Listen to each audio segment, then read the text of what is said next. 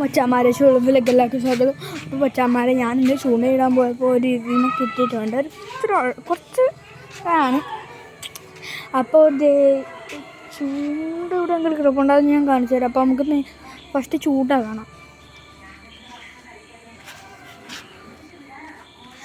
Oh my God, ഈയൊരു ഊപ്പിളി ചൂണ്ട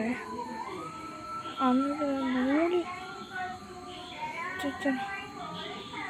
കാണാൻ പറ്റുന്നതാണ്. ഒരു പിന്നെ ഇത് കിടക്കുന്നത് നിങ്ങൾക്ക് അറിയത്തില്ലല്ലോ. ഇപ്പം നമ്മൾ മീൻ ഒരു കുഞ്ഞു മീനാണ് കേട്ടോ. ഒരു പേടിയാണ് എനിക്ക്. ഈ മീൻ നിങ്ങൾക്ക് എന്തോന്ന് ഗസ് ചെയ്യാൻ പറ്റും? ടോർച്ച് അടിക്കുന്നതിന് ഗസ് ചെയ്യണം.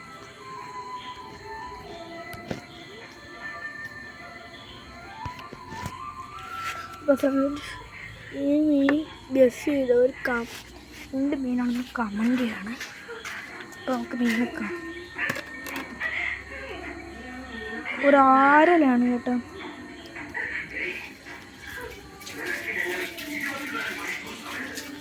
അപ്പോൾ മഴ നമുക്ക് ഇങ്ങനെ തിരിച്ച് പാട്ടി തന്നെ വെച്ചേക്കാം. കാല ചൂണ്ട കുരുങ്ങി.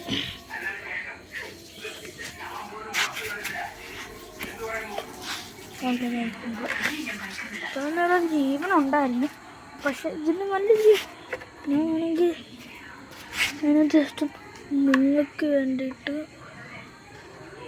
എടുത്തു നോക്കിയ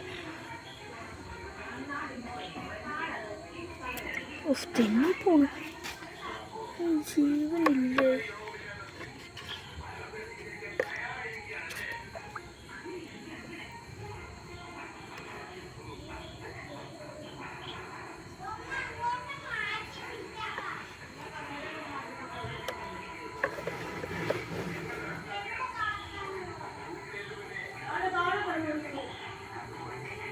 അപ്പം ഞാൻ കൂടുതലിട്ട് ഇതാക്കുന്നില്ല.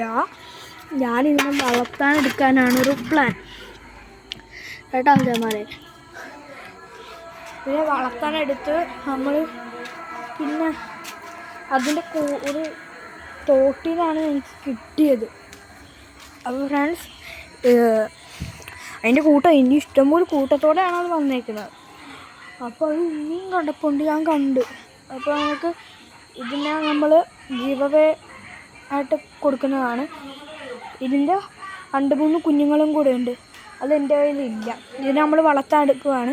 ഇത് വലുതായി കഴിഞ്ഞാൽ നമ്മൾ ഗിവ് അവേ ആയിട്ട് കൊടുക്കുന്നതാണ്.